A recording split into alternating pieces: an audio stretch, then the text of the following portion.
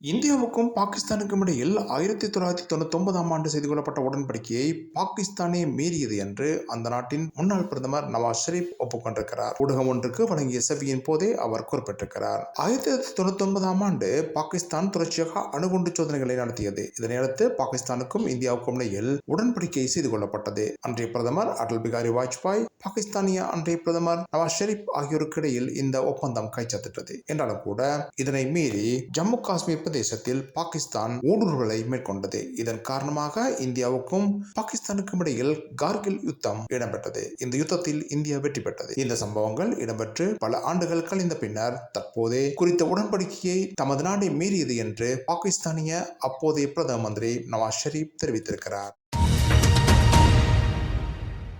அமெரிக்க நியூயார்க்கில் ரத்தம் சிந்துவது குறித்த சுவரொட்டி வெளியிடப்பட்டதை தொடர்ந்து 2024 உலகக்கிண்ண 2020 போட்டியின் போது பயங்கரவாத தாக்குதல்கள் நடக்குமா என்ற அச்சம் மீண்டும் எழுந்திருக்கிறது. ISISக்கு ஆதரவான சுவரொட்டி ஒன்றே வெளியிடப்பட்டிருக்கிறது. அதில் ஒரு முகமூடி அணிந்த மனிதன் தோளில் துப்பாக்கியுடன் இருப்பது காட்டப்படுகிறது. அதில் நீங்கள் போட்டிக்காக காத்திருங்கள், நாங்கள் உங்களுக்காக காத்திருக்கிறோம் என்று இரத்த சிவப்பு நிறத்தில் எழுதப்பட்டிருக்கிறது. 2024 ஜூன் 9ஆம் தேதி அன்று நாசவ் மைதானத்தை இந்த சுவரொட்டி குறிப்பிடுகிறது. இந்த தேதியில் இந்திய அணியும் பாகிஸ்தான் அணியும் தமது குழு ஆட்டத்தில் போட்டியிடவிருக்கின்றன. இந்த சுவரொட்டி வெளியிடப்பட்டாலும் இது அச்சத்தை ஏற்படுத்தவில்லை என்று அமெரிக்க அதிகாரிகள் உறுதியளித்துள்ளனர்.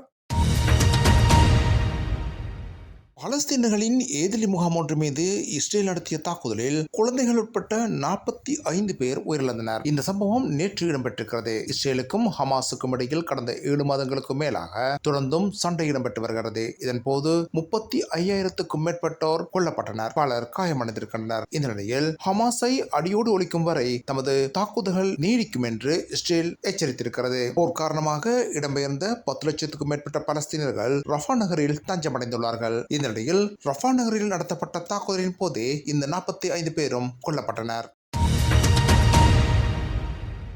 இலங்கையில் ஜனாதிபதி தேர்தலையும் பொது தேர்தலையும் 2 வருடங்களுக்கு ஒத்திவைக்க வேண்டும் என்று நடப்பு ஜனாதிபதி ரணில் விக்ரமசிங்கவின் கட்சி கோரிக்கை விடுத்திருந்தமை தொடர்பில் சர்ச்சைகள் ஏற்பட்டிருக்கின்றன. ஜனாதிபதி ரணில் விக்ரமசிங்கவின் ஐக்கிய தேசிய கட்சி நேற்று இந்த பரிந்துரையை விடுத்திருந்தது. நாடு நெருக்கடியாகி மீளெழுந்து வரும் நிலையில் 2 வருடங்கள் இந்த தேர்தல்கள் நடத்தப்படக்கூடாது என்ற கருத்தை அந்த கட்சி வெளியிட்டிருந்தது. எனினும் கட்சிக்குள்ளும் ஏனைய எதிர்கட்சிக்குள்ளும் இந்த விடயம் சர்ச்சையை ஏற்படுத்தியிருக்கிறது. இந்த நிலையில் இன்று உள்நாட்டை வந்து வெளிநாடான அமெரிக்காவும் இந்த விடயம் தொடர்பில் கரிசனையை கொண்டிருக்கிறது. அமெரிக்க தூதுவர் ஜோலி சாங் இலங்கையின் தேர்தல் ஆணையாளரை சந்தித்து இது குறித்து இன்று கலந்துரையாடி இருக்கிறார். எனினும் தேர்தல்கள் உரிய காலத்தில் நடத்தப்படும் என இலங்கையின் தேர்தல் ஆணையாளர் அவரிடம் உறுதியளித்திருக்கிறார்.